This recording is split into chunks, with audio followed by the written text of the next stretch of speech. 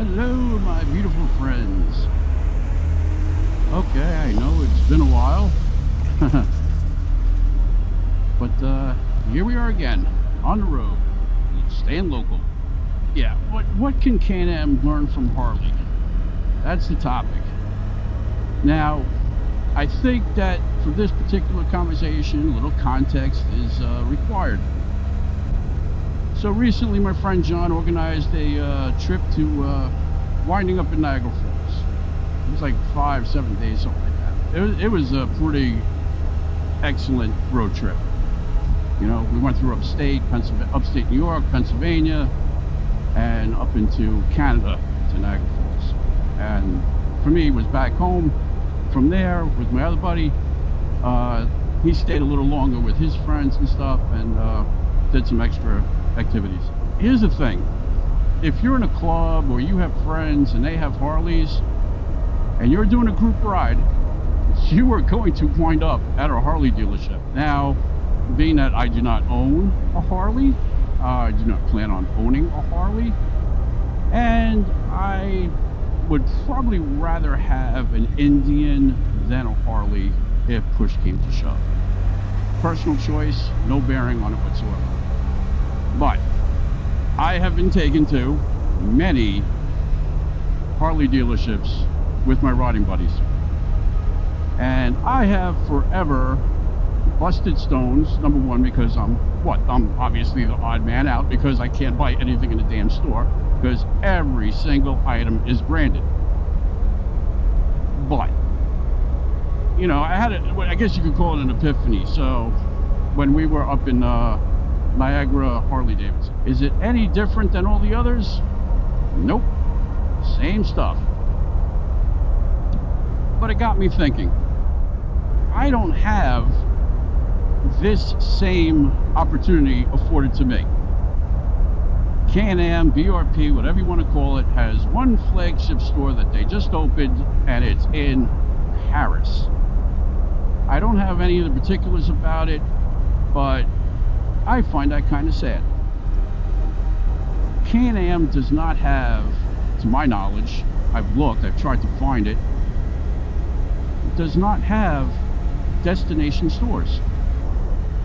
And I don't understand this, especially when compared to Harley. Now, I don't think Can-Am does or ever will have the cultural bearing that Harley Davidson does. Okay? Which is probably half of their success and half of their downfall. But they've priced themselves, this is Harley now, into being a luxury brand. I get that, but motorcycling as a whole, in all its myriad forms, is on the decline. Okay, so you got these, you got these kids coming up today, you know, they're on their phones, they don't have friends in real life. So what's the impetus to get a motorcycle, get out and do the thing, just ride around, when you have the entire world in the palm of your hand, but the only way you could actually touch it is with your fingertips? You know, I'm Gen X, so I grew up in real life, not this virtual bullshit that these kids today do. But what impressed me was the looks of all my fellow riders on this trip. You know, when they pull into the Harley dealership, my friend John, as I mentioned before, you know, what did he get? He got a little poker chip. A little poker chip from the local Harley. You know, I mean, it's a silly little collectible, but you know, when you're out on the road and you're going from point A to point B, and you make it a point to go to one of these Harley dealerships and you get your little local coin or a poker chip and you add it to your collection. See, and then, you know, over the years you go like, look at all the ones I've been to, you know, like collected shot glasses from your vacations, I guess. But I'm sitting here, and then obviously, you know, there's a few motorcycles, and depending on where you go, there are tons of merchandise, you know, clothing, hats, jewelry, glasses, and some of them have a lot of accessory parts. You know, my friend Kyle was looking, it's like, oh, look at this, look at this. I can understand that, you know, different covers and plates and badging, all this stuff, but it's all there in that one store. And from a marketing point of view, it makes perfect sense. If you make the dealership your destination, once you're in the door, you know, maybe you'll buy some trinket, even if it's just a poker chip. My other friend John, I bust his stones regardless, you know, relentlessly, because that's what guys do. But no matter where we take him, you know, to whatever Harley store he's at, he's coming home with something. You know, pants, t-shirts, jackets, whatever. And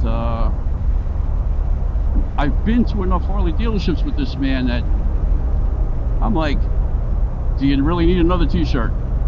You know? But it is what it is. Like I said, busting stones, all in good fun.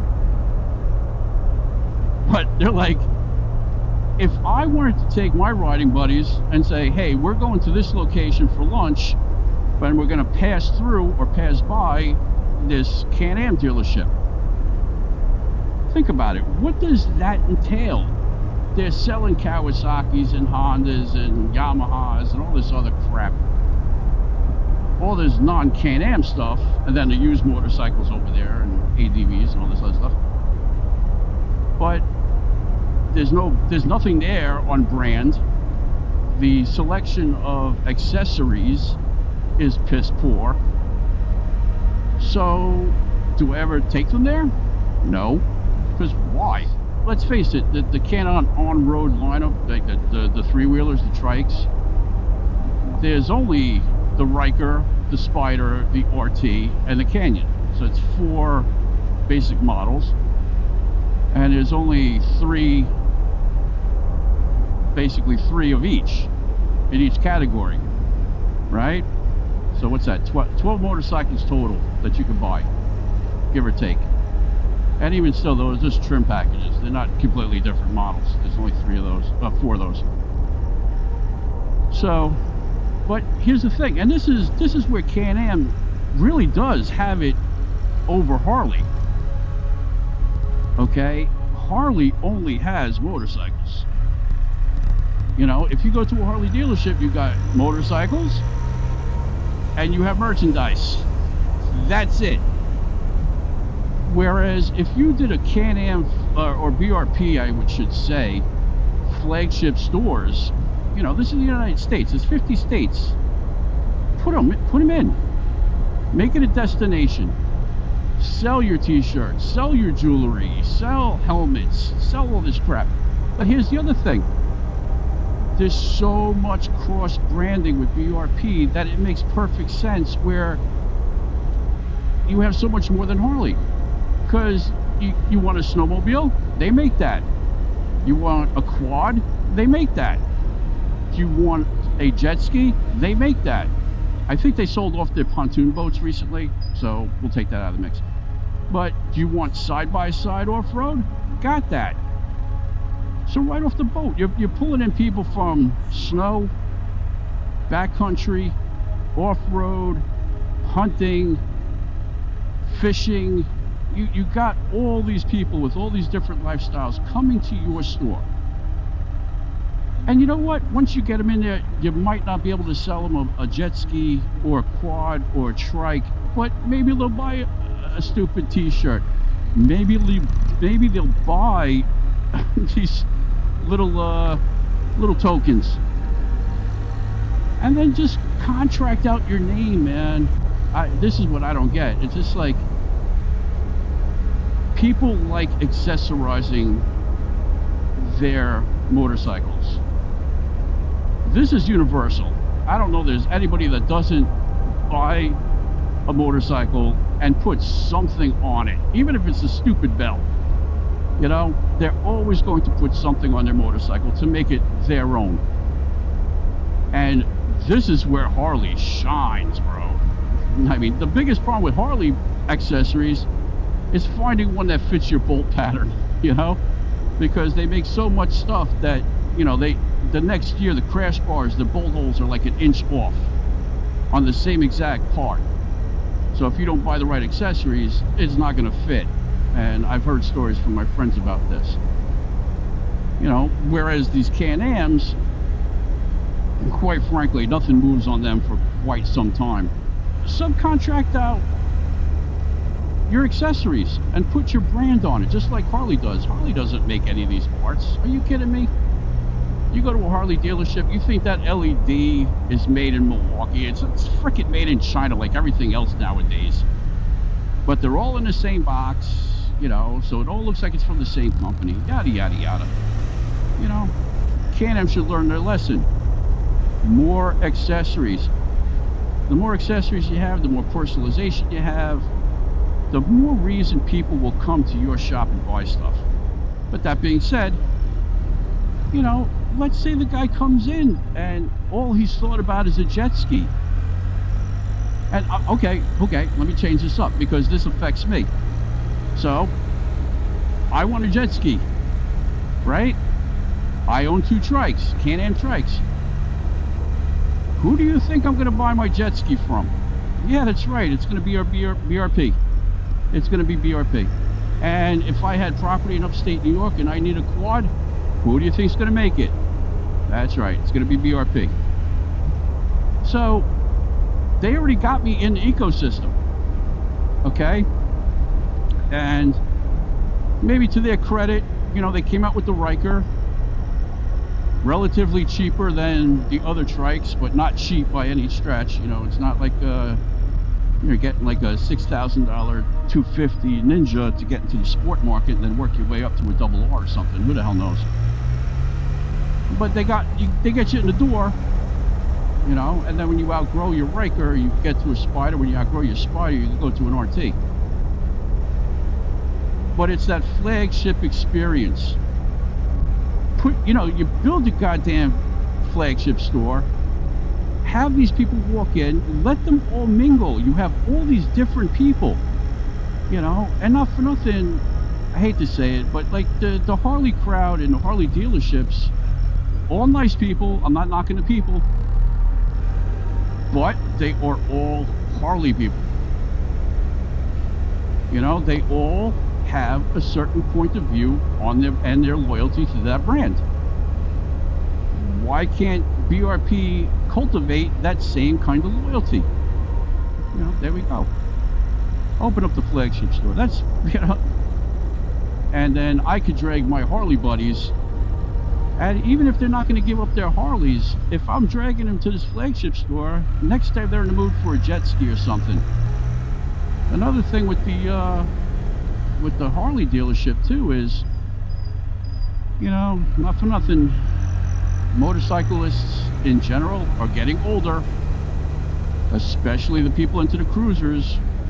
Like I'm not going to sit here and tell you I know what the pipeline is for motorcyclists, you know, today.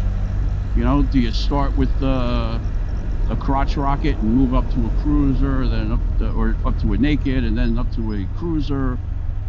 And then when your body fails, and it will, you move up to a trike. But, you know, if you're moving up to a trike, personally, I would definitely recommend a Can-Am over anything else, because love them or hate them, this thing was designed to be a 3-wheel motorcycle. Your Gold Wings and your Harleys were not. Those are kits added to regular 2-wheel motorcycles. What the F are you doing? So, there you go. Like I said, give me a place to go to spend my money. Wow me with stuff. And the problem with the current model of selling Can-Ams everywhere is quite fundamentally they're shoving so much BRP stuff into a limited space that they're sharing with other brands. You know, if you're BRP, put all your stuff in one store. And I'm not saying you can't sell it other places, don't get me wrong. You know, but still, give me a destination. Maybe also revamp. Try to build an image. Try to build a legacy around your products. Are you ever going to compete with Harley Davidson on two wheels? Hell no. I don't think there's any way you're going to overcome that. I think their Can-Am as a whole has so much to offer people, and they're not taking advantage of it. They're just not, and I don't get it. I don't get it. You got to get them in a store, and you got to put everything out there for them to see. Build up a little pride in your brand. That way, they're not embarrassed to walk down the street with a Can-Am t-shirt. God bless the Harley guys, man. No Harley guy has ever existed that had a problem representing his particular purchase. But that's the type of legacy that Can-Am really has to start pushing. And not for nothing, it's funny because like these guys will go and buy a $50 Harley Davidson t-shirt that they could get on Amazon for like 15 bucks, but they'll pay 50 in the store. I would just like BRP to start moving away from these group dealerships to individual dealerships. Am I wrong? I don't know. I don't think so. I think I'm spot on in this. Without the flagship stores, it's like you're only going to the dealer for Can-Am if you got to fix it or you want to buy it. There's no attraction, there's no draw, there's none of that. So you're kind of stuck. Which, like I said, goes back to my original point. You got to learn what Harley did. That might have been a little bit of a long-winded, you know, story. But I actually, you know, the more I think about it, the more I'm a little envious that they have this for them. And I don't see why we don't. I really don't. You know, the car dealerships do it. It's a model that I don't know why. Yeah, I hope at some point that comes to fruition. I really do.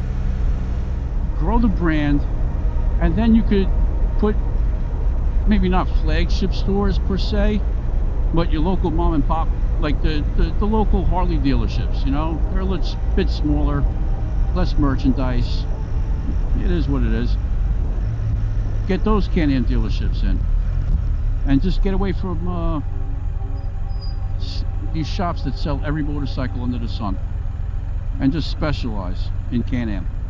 All right, it's getting hot out. I'm done. I just washed this thing yesterday, so I really don't want to get it dirty. So, until next time, you know, you got this far, please like, subscribe, yada, yada, yada. See you next time. Bye-bye.